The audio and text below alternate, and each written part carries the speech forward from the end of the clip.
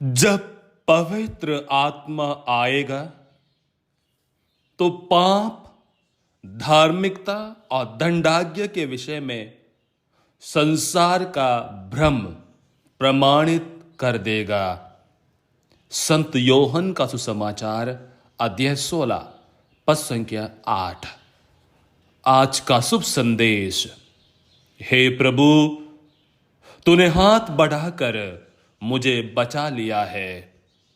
तूने हाथ बढ़ाकर मुझे बचा लिया है।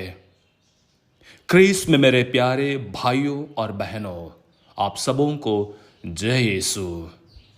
आज का सुसमाचार में प्रभु यीशु जब पवित्र आत्मा का आगमन होगा, उनका त्रिपक्षीय विजय के बारे में बताएगा। वो 3 चीजों पर आज मनन चिंतन करने के लिए हमको आह्वान देते हैं। सबसे पहली बात है पाप, दूसरी बात धार्मिकता, तीसरी बात दंडाज्ञा। और प्रभु समझाते हैं पाप के विषय में क्यों? क्योंकि मुझ में विश्वास नहीं करते। कौन विश्वास नहीं करते? यहूदी लोग।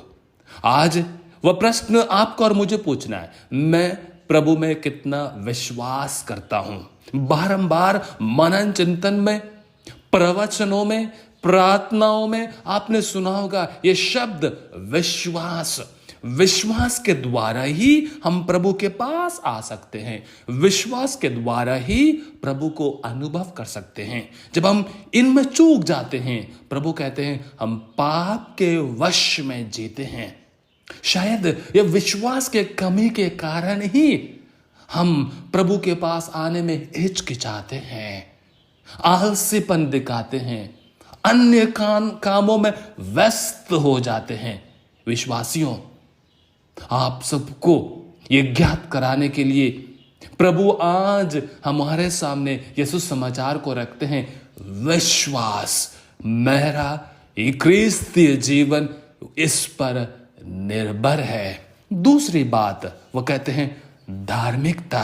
क्यों? क्योंकि प्रभु यीशु स्वयं पिता के पास जाएंगे, यानी आध्यात्मिकता को बढ़ावा देने के लिए एक धार्मिक व्यक्ति का असर हम लोगों पर आने के लिए मैं क्या धार्मिकता के अनुसार जीवन बिताता हूं?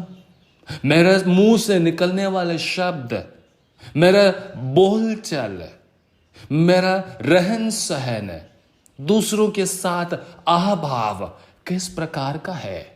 यदि विश्वास के साथ हम धार्मिकता में आगे बढ़ते हैं, मेरा जीवन में बदलाव आता है।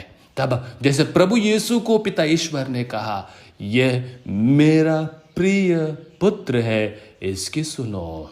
शायद वही शब्द आपका और मुझे पिता ईश्वर प्रभु के द्वारा कहेंगे, प्रिय पुत्र पुत्रियां हैं, इनको सुनो, इनका आदर सम्मान करो, इनकी देख रेख करो, क्योंकि हम धार्मिकता में जीवन बिताते हैं। और तीसरी बात दंडाज्ञा, क्योंकि संसार ने उनको दोषी ठहराया, यानी बिना पाप किए।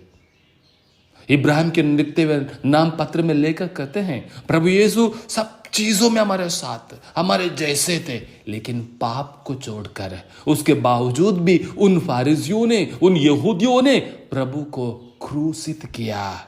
मेरे विश्वासियों, मैं अपने दैनिक जीवन में कितने बार उस प्रभु को क्रूसित करता हूं, या कि 3 चीजों पर मनन चिंतन करने के लिए कि मेरे पास समय है, पाप के बारे में, धार्मिकता के बारे में और दंडाज्ञा के बारे में। आइए पवित्र आत्मा से शक्ति मांगे, वही पवित्र आत्मा हम पर विराजमान होकर हमें नया आत्मा प्रदान करे। आमीन।